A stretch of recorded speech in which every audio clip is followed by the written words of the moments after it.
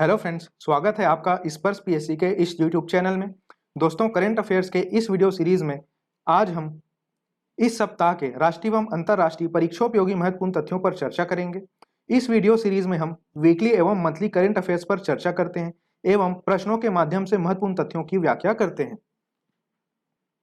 तो आइए बढ़ते हैं आज के वीडियो की ओर। आज का हमारा पहला प्रश्न है, राष्ट्रीय परिवार स्वास्थ्य सर्वेक्षण यानी नेशनल फैमिली हेल्थ सर्वे 5 के अनुसार भारत का प्रजनन दर 2.2 से घटकर कितना हो गया है। और इस प्रश्न के लिए हमारे विकल्प हैं 2.1, 2.0, 1.9 या 1.8। इस प्रश्न का सही जवाब है दोस्तों ऑप्शन नंबर बी 2.0। दोस्तों, राष्ट्रीय परिवार स्वास्थ्य सर्वेक्षण एक बहुत ही महत्वपूर्ण रिपोर्ट है। इस रिपोर्ट पे दिए गए आंकड़ों के आधार पर लगातार परीक्षाओं में प्रश्न पूछे जा रहे हैं, इसलिए इसके आधार पर जितनी भी खबरें आती हैं उनसे अपडेट रहना आपके लिए बहुत ही ज्यादा जरूरी है। ठीक है, तो इस तथ्य के बारे में हम यहाँ पे विस्तृत रूप से चर्चा करेंगे। जैसा कि आपने देखा कि भारत का प्रजनन दर 2.2 से घटकर कितना रह गया, 2.0। तो प्रजनन दर में यह कमी जनसंख्या नियंत्रण के उपायों की प्रगति को दर्शाता है। पहला चीज तो आपको ये सोचना है। ठीक है, दूसरा चीज, एक आधार की अगर हम बात करें तो कुल प्रजनन दर यानी टोटल फर्टिलिटी रेट को प्रति महिला बच्चों की औसत संख्या के रूप में मापा जाता है। ठीक है, और आपको ध्यान रखना है कि देश भर में सिर्फ 5 राज्य ऐसे हैं जो 2.1 प्रजनन क्षमता के रिप्लेसमेंट लेवल से ऊपर हैं, और ये 5 राज्य हैं बिहार, मेघालय, उत्तर प्रदेश, झारखंड और मणिपुर। तो दोस्तों, नेशनल फैमिली हेल्थ सर्वे का ये डेटा आपको अवश्य ही ध्यान में रखना है। आगे बढ़ने से पहले मैं आप सभी से कुछ इंपॉर्टेंट चर्चा करना चाहूंगा। जैसे कुछ दोस्त मुझसे पूछ रहे थे कि सर करेंट अफेयर्स को कैसे पढ़ा जाना चाहिए, तो मैं आप सबको बता देता हूं कि करेंट अफेयर्स का अध्ययन आपको रोजाना करना है। चाहे वो अध्ययन आप अखबारों के माध्यम से स्वयं करें या टेलीग्राम चैनल ज्वाइन करके करें, है ना। जैसे कि डिस्क्रिप्शन में आपको हमारे टेलीग्राम चैनल का लिंक मिल जाएगा, वहां से आपको क्या करना है, डेली बेसिस पे ये अध्ययन करना है। ठीक है, वहां पे अलग अलग न्यूज़पेपर्स की कटिंग हम आपको प्रोवाइड करते हैं, उसमें से जो इंपॉर्टेंट तथ्य रहते हैं वो उसी पेपर कट के नीचे हम लिखे होते हैं, है ना। तो डेली बेसिस पे आपको ये अध्ययन करना है। उसके बाद हम आपको इसका वीकली पीडीएफ प्रोवाइड करेंगे। ठीक है, जब आप इसका वीकली अध्ययन कर रहे हैं तो ये जो करंट अफेयर्स हैं आपके सामने क्वेश्चन आंसर के फॉर्म में जनरेट हो जाएगा। ठीक है, उसके बाद आपको क्या करना है, यहाँ पे साप्ताहिक वीडियो मैं आपके लिए अपलोड करता हूँ। ठीक है, तो वीकली पीडीएफ पढ़ने के बाद में आपको क्या देखना है, उन्हीं तथ्यों को वीडियो में मुझसे सुनना है ना। उसके बाद स्व आकलन करने के लिए आपको क्या करना है, आप सभी जो हमसे काफी पहले से जुड़े हुए हैं उन्हें पता है कि हर महीने की 5 तारीख को free current affair test series आयोजित किया जाता है ना। ये हमारे ऐप में आपको मिलेगा, तो डिस्क्रिप्शन में दिए गए लिंक से हमारा एप्लीकेशन स्पर्श पीएससी एजुकेशन आप डाउनलोड कीजिए। उसके स्टोर सेक्शन में आपको free current affair test series नाम का एक कोर्स दिखाई देगा, उसमें आप स्वयं को एनरोल कीजिए और पूरे महीने करंट अफेयर पढ़ने के बाद 5 तारीख को स्व आकलन अवश्य कीजिए। क्लियर है? बढ़ते हैं अगले प्रश्न की ओर। हमारा दूसरा प्रश्न है, आरएसएफ द्वारा जारी विश्व प्रेस स्वतंत्रता सूचकांक 2022 में शीर्ष 3 देश क्रमशः कौन से हैं। और हमारे विकल्प हैं नॉर्वे, एस्टोनिया व डेनमार्क, नॉर्वे, स्वीडन व एस्टोनिया, नॉर्वे, स्वीडन व डेनमार्क, या नॉर्वे, डेनमार्क व स्वीडन। इस प्रश्न का सही जवाब होगा दोस्तों option number D, Norway, Denmark व स्वीडन। ये तीनों देश हाल ही में आरएसएफ द्वारा जारी विश्व प्रेस स्वतंत्रता सूचकांक 2022 में शीर्ष 3 देश बने हुए हैं। इसके बारे में हम काफी विस्तृत रूप से चर्चा करेंगे। जैसे कि आप यहाँ पे देख पा रहे हैं, सबसे पहला चीज आपको ध्यान में रखना है कि ये रिपोर्ट किसके द्वारा जारी किया जाता है ना। तो मैंने क्वेश्चन में ही लिखा हुआ था आरएसएफ द्वारा जारी, तो इसका फुल फॉर्म है रिपोर्टर्स सैंस फ्रंटियर्स, या इन्हीं को रिपोर्टर्स विदाउट बॉर्डर्स भी कहा जाता है। इस रैंकिंग में कितने देशों को सम्मिलित किया गया था, तो 180। इस रैंकिंग में सबसे महत्वपूर्ण आपके लिए बात क्या है कि भारत का 180 देशों की सूची में कौन सा स्थान है, तो आपको ध्यान रखना है भारत इस वर्ष 150वें स्थान पर काबिज रहा। ठीक है, अब जो हमारा प्रश्न था कि शीर्ष 3 देश कौन से इस सूचकांक में बने हुए हैं, तो यहाँ पे आप देख पा रहे हैं नॉर्वे, डेनमार्क और स्वीडन, और उसके पश्चात चौथे क्रम पे कौन है, एस्टोनिया। ठीक है, तो इसलिए ऑप्शन नंबर डी को हमने आंसर लिया था क्योंकि उसमें लिखा हुआ था नॉर्वे, डेनमार्क देन स्वीडन। ठीक है, अब यहाँ पे आप देख पा रहे हैं कि 150वें नंबर पे कौन है, भारत। इसके अलावा आपको रूस का रैंकिंग अवश्य रूप से ध्यान में रखना है, क्योंकि रूस और यूक्रेन के मुद्दे के कारण रूस काफी अभी हाईलाइट हो गए हैं, तो रूस का रैंकिंग आपको ध्यान में रखना है। भारत से 5 स्थान और नीचे यानी 155वां 155। उसके बाद आपको ध्यान में रखना है, मैंने आपको अभी बताया कि इस सूची में कुल 180 देश शामिल किए गए थे, तो 180वें यानी सबसे अंतिम स्थान पे इस सूची में कौन बना हुआ है? North Korea. क्लियर है? और आपको यह भी ध्यान में रखना है कि अभिव्यक्ति की स्वतंत्रता के महत्व के बारे में जागरूकता बढ़ाने के लिए प्रतिवर्ष 3 मई को विश्व प्रेस स्वतंत्रता दिवस मनाया जाता है। तो ये 3 मई की तिथि को आप विश्व प्रेस स्वतंत्रता दिवस के रूप में अवश्य ही ध्यान में रखेंगे। बढ़ते हैं अगले प्रश्न की ओर। हमारा तीसरा प्रश्न है, सूची 1 व सूची 2 का मिलान कीजिए। ठीक है, और सूची 1 और सूची 2 में आपको आरबीआई द्वारा जारी विभिन्न मौद्रिक दरों के बारे में दिया गया है। ठीक है, और इस सूची को आपको मई 2022 की स्थिति में जारी किए गए मौद्रिक दरों के हिसाब से मिलान करना है। क्लियर है?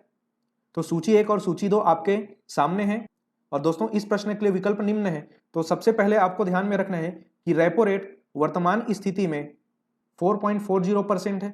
ठीक है, रिवर्स रेपो रेट में कोई चेंज नहीं किया गया है, ये पिछले जारी दर की भांति 3.75% पे बना हुआ है। बैंक रेट की अगर हम बात करें तो बैंक रेट में कुछ वृद्धि हुई है और बैंक रेट वर्तमान स्थिति में 4.65% बना हुआ है। और कैश रिजर्व रेशियो यानी CRR की बात करें तो ये 4.5% बना हुआ है। और इस आधार पर इस प्रश्न के लिए हमारा सही उत्तर होगा ऑप्शन नंबर सी। क्लियर है? तो इस प्रश्न के लिए आप ऑप्शन नंबर सी को अवश्य ही ध्यान में रखेंगे। और आपकी सुविधा के लिए ये सारे मौद्रिक दर मैंने यहाँ पे टेबुलर फॉर्म में दिए हुए हैं, जहां पे आप देख पा रहे हैं रेपो रेट है 4.40%, रिवर्स रेपो रेट है 3.75%, बैंक रेट की अगर हम बात करें तो ये वर्तमान स्थिति में 4.65% पर बनी हुई है। कैश रिजर्व रेशियो की अगर हम बात करें तो ये है 4.50%। अब ये रेट आखिरकार होते क्या है इसके बारे में हम चर्चा करेंगे। तो रेपो रेट के बारे में अगर हम चर्चा करें तो यह वह दर है जिसमें आरबीआई अन्य कमर्शियल बैंकों को अल्पकालीन यानी शॉर्ट टर्म ऋण देती है। ठीक है, रिवर्स रेपो रेट की अगर हम बात करें तो ये वो दर है जिसमें अन्य जो बैंक होते हैं वो आरबीआई के पास अपना पैसा जमा करते हैं। ठीक है, बैंक रेट की बात करें तो ये वो दर है जिसमें विभिन्न बैंक अपने ग्राहकों को ऋण प्रदान करते हैं। ठीक है, और कैश रिजर्व रेशियो की अगर हम बात करें तो ये बैंक के सकल जमा में से वो एक निश्चित अनुपात होता है जो उन्हें आरबीआई के पास जमा करना होता है। अगर हम बात करें कि बैंक का कुल सकल जमा 100 रुपए है, ठीक है, तो उसे 4.5 रुपए आरबीआई के पास जमा करना होगा। इसे हम क्या कहते हैं? Cash reserve ratio. क्लियर है? आरबीआई के बारे में कुछ प्रमुख तथ्यों की हम चर्चा करें तो यहाँ पे आप देख पा रहे हैं आरबीआई की स्थापना 1 अप्रैल सन 1935 को की गई थी, जिसका मुख्यालय वर्तमान स्थिति में मुंबई में स्थित है। और आरबीआई के वर्तमान गवर्नर है शक्तिकांत दास जी, जो कि आरबीआई के 25वें क्रम के गवर्नर हैं। तो ये सभी तथ्य अपने आप में बहुत ही ज्यादा महत्वपूर्ण है, इसे आप अवश्य ही ध्यान में रखिएगा। क्लियर है? बढ़ते हैं अगले प्रश्न की ओर। हमारा चौथा प्रश्न है, हाल ही में प्रतिष्ठित व्हीटली गोल्ड अवार्ड किन्होंने जीता है? और इस प्रश्न के लिए हमारे विकल्प हैं चारुदत्त मिश्र, रमन सुकुमार, पूर्णिमा देवी वर्मन या मुनीर वीरानी। इस प्रश्न का सही जवाब है दोस्तों option number A, Charudatt Mishra.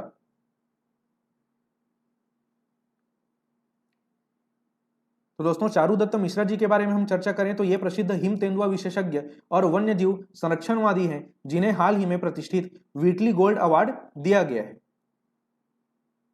बढ़ते हैं अगले प्रश्न की ओर। हमारा पांचवा प्रश्न है, रेलवे का देश में सबसे बड़ा सोलर प्लांट किस राज्य में लगाया गया है? और हमारे विकल्प हैं छत्तीसगढ़, गुजरात, राजस्थान या कोलकाता। दोस्तों इस तथ्य की चर्चा मैं इसी सप्ताह के छत्तीसगढ़ करंट अफेयर्स की वीडियो में भी कर चुका हूं, तो यह तथ्य आप सभी को बिल्कुल पता होना चाहिए। इस प्रश्न का सही जवाब है ऑप्शन नंबर ए, छत्तीसगढ़। तो दोस्तों आपको ध्यान रखना है छत्तीसगढ़ के दुर्ग जिले के चरोदा, जो कि भिलाई के समीप स्थित है, यहाँ रेलवे का सबसे बड़ा सोलर पावर प्रोजेक्ट स्थापित किया गया है और यहाँ रोजाना 50 मेगावाट बिजली का उत्पादन किया जाएगा।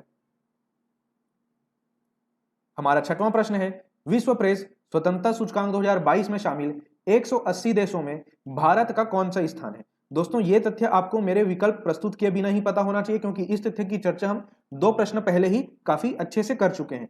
फिलहाल इस प्रश्न के लिए मैं आपको विकल्प दे रहा हूं, वो है 142वां, 150वां, 145वां या 155वां। इस प्रश्न का सही जवाब होगा दोस्तों ऑप्शन नंबर बी, 150वां स्थान। ठीक है, आपको याद होगा अभी मैंने आपको बताया था कि विश्व प्रेस स्वतंत्रता सूचकांक में 180 देशों को शामिल किया गया था। यह रिपोर्ट आरएसएफ के द्वारा जारी किया जाता है और 180 देशों की सूची में भारत का 150वां स्थान है। पिछले वर्ष की तुलना में अगर हम भारत के इस वर्ष की रैंकिंग की तुलना करें तो पिछले वर्ष जारी रिपोर्ट में भारत का स्थान था 142वां और इस वर्ष जारी रिपोर्ट में भारत फिर से 8 स्थान नीचे खिसककर 150वें स्थान पर आ गया है। इस रैंकिंग में शीर्ष स्थान प्राप्त करता देश की हम बात करें तो वो है नॉर्वे, है ना। और इस रैंकिंग में अंतिम स्थान प्राप्त करता देश की हम बात करें तो वो है उत्तर कोरिया, जो कि 180वें पोजीशन पे बना हुआ है। क्लियर है। बढ़ते हैं अगले प्रश्न की ओर। हमारा 7वां प्रश्न है, ब्राजील में आयोजित मूक बधिर ओलंपिक में पदक जीतने वाले धनुष श्रीकांत व शौर्य सैनी किस खेल से संबंधित है? और इस प्रश्न के लिए हमारे विकल्प हैं भाला फेंक, बैडमिंटन, निशानेबाजी या गोला फेंक। इस प्रश्न का सही जवाब होगा दोस्तों ऑप्शन नंबर सी, निशानेबाजी। तो दोस्तों आपको ध्यान में रखना है कि मूक बधिर ओलंपिक, जिन्हें डेफी ओलंपिक्स भी कहा जाता है, इसका आयोजन ब्राजील में किया जा रहा है और भारत के धनुष श्रीकांत और शौर्य सैनी, जो कि निशानेबाजी खेल से संबंधित हैं, इन्होंने देश के लिए पदक जीत लिया है, जिसमें धनुष श्रीकांत में उत्कृष्ट प्रदर्शन करते हुए स्वर्ण पदक और शौर्य सैनी ने कांस्य पदक जीता है। इस प्रतियोगिता में अगर हम दूसरे तथ्य की चर्चा करें तो आपको ध्यान रखना है भारतीय बैडमिंटन टीम ने इस प्रतियोगिता में क्या जीत लिया है? स्वर्ण पदक। एक और चीज आपको ध्यान में रखना है कि मूक बधिर ओलंपिक, जिसका आयोजन ब्राजील में किया जा रहा है, वह इस आयोजन का 24वां संस्करण है। क्लियर है। बढ़ते हैं अगले प्रश्न की ओर। हमारा 8वां प्रश्न है, हाल ही में यूएस ओपन टूर्नामेंट कराटे प्रतिस्पर्धा में स्वर्ण पदक जीतने वाली पहली भारतीय महिला खिलाड़ी कौन बनी है? दोस्तों ये तथ्य अपने आप में बहुत ही ज्यादा महत्वपूर्ण है, इसका जवाब आपको अवश्य ही ध्यान में रखना है। इस प्रश्न के लिए हमारे विकल्प हैं सुप्रिया जाटव, ज्ञानेश्वरी यादव, भवानी देवी या संजना पाठक। इस प्रश्न का सही जवाब है दोस्तों ऑप्शन नंबर ए, सुप्रिया जाटव। तो इनका नाम आपको ध्यान में रखना है क्योंकि सुप्रिया जाटव पहली भारतीय महिला खिलाड़ी बनी है जिन्होंने यूएस ओपन कराटे प्रतिस्पर्धा में स्वर्ण पदक जीता है। ठीक है। और आपको यह भी ध्यान में रखना है कि सुप्रिया जाटव भोपाल के रहने वाली हैं। हमारा अगला प्रश्न है, हाल ही में खेलो इंडिया यूनिवर्सिटी गेम्स 2021 का विजेता कौन बना है? और इस प्रश्न के लिए हमारे विकल्प हैं Lovely Professional University, Jain deemed to be university, Punjab university या सावित्रीबाई फुले यूनिवर्सिटी। इस प्रश्न का सही जवाब है दोस्तों option number B, Jain deemed to be university. दोस्तों इस यूनिवर्सिटी का नाम आपको अवश्य ध्यान में रखना है क्योंकि इस यूनिवर्सिटी ने खेलो इंडिया यूथ गेम्स 2021 का खिताब अपने नाम किया है। दोस्तों इस खेल के आयोजन की हम बात करें तो यह आयोजन कर्नाटक में किया गया था। यह इस आयोजन का द्वितीय संस्करण था और अगर हम पहले संस्करण की बात करें तो पहला संस्करण वर्ष 2020 में ओडिशा में आयोजित किया गया था। छत्तीसगढ़ की स्थिति के बारे में अगर हम बात करें तो छत्तीसगढ़ का पंडित रविशंकर विश्वविद्यालय 3 पदक के साथ इस प्रतियोगिता में 51वें स्थान पर बना रहा। क्लियर है। इस तथ्य के बारे में हम अपने छत्तीसगढ़ करेंट अफेयर मई द्वितीय सप्ताह के वीडियो में काफी डिटेल में चर्चा करेंगे। ठीक है। फिलहाल हम बढ़ते हैं अगले प्रश्न की ओर। हमारा 10वां प्रश्न है, हाल ही में पीवी सिंधु ने एशिया बैडमिंटन चैंपियनशिप में कौन सा पदक जीता है? और हमारे विकल्प है रजत, स्वर्ण, कांस्य या इनमें से कोई नहीं। इस प्रश्न का सही जवाब है दोस्तों ऑप्शन नंबर सी, कांस्य पदक। दोस्तों आपको ध्यान में रखना है बैडमिंटन एशिया चैंपियनशिप में पीवी सिंधु ने कांस्य पदक जीत लिया है। दोस्तों इनसे संबंधित एक तथ्य आपको और ध्यान में रखना है कि कुछ महीने पहले ही स्विस ओपन बैडमिंटन प्रतियोगिता का आयोजन किया गया था और इसकी विजेता बनी थी पीवी सिंधु। ठीक है। तो पीवी सिंधु का नाम आपको स्विस ओपन बैडमिंटन प्रतियोगिता के विजेता के रूप में भी ध्यान में रखना है। बढ़ते हैं अगले प्रश्न की ओर। हमारा 11वां प्रश्न है, हाल ही में क्वाड लीडर्स शिखर सम्मेलन 2022 का आयोजन कहां किया जाएगा? और हमारे विकल्प हैं बीजिंग, दिल्ली, एडिलेड या टोक्यो। इस प्रश्न का सही जवाब है दोस्तों ऑप्शन नंबर बी, टोक्यो।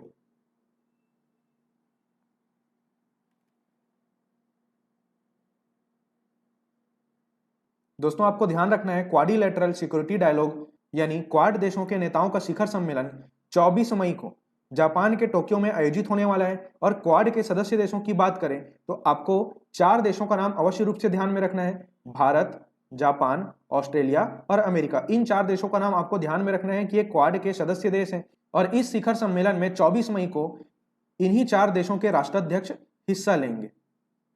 और यह आयोजन कहाँ होने वाला है? जापान के टोक्यो में। क्लियर है। तो दोस्तों आज के वीडियो में सिर्फ इतना ही। मैं आपको फिर से बता देता हूं, आप डिस्क्रिप्शन में दिए गए लिंक से हमारा टेलीग्राम चैनल अवश्य ही ज्वाइन कीजिए। वहां आप अखबारों के माध्यम से डेली करंट अफेयर्स पढ़ सकते हैं। और एक चीज आप अवश्य रूप से ध्यान में रखेंगे कि हिंदी मीडियम के अभ्यर्थियों के लिए हमारा एक अलग चैनल है, और जो अभ्यर्थी अंग्रेजी माध्यम में करंट अफेयर्स पढ़ना चाहते हैं वो हमारा अंग्रेजी माध्यम का करंट अफेयर ग्रुप ही ज्वाइन कीजिएगा। ठीक है, तो दोस्तों आज के वीडियो में सिर्फ इतना ही। जल्द मिलेंगे आपसे अगले सप्ताह के करंट अफेयर्स की नई वीडियो के साथ, तो इंतजार कीजिए हमारी अगली वीडियो का। इस वीडियो को अंत तक देखने के लिए आपका धन्यवाद।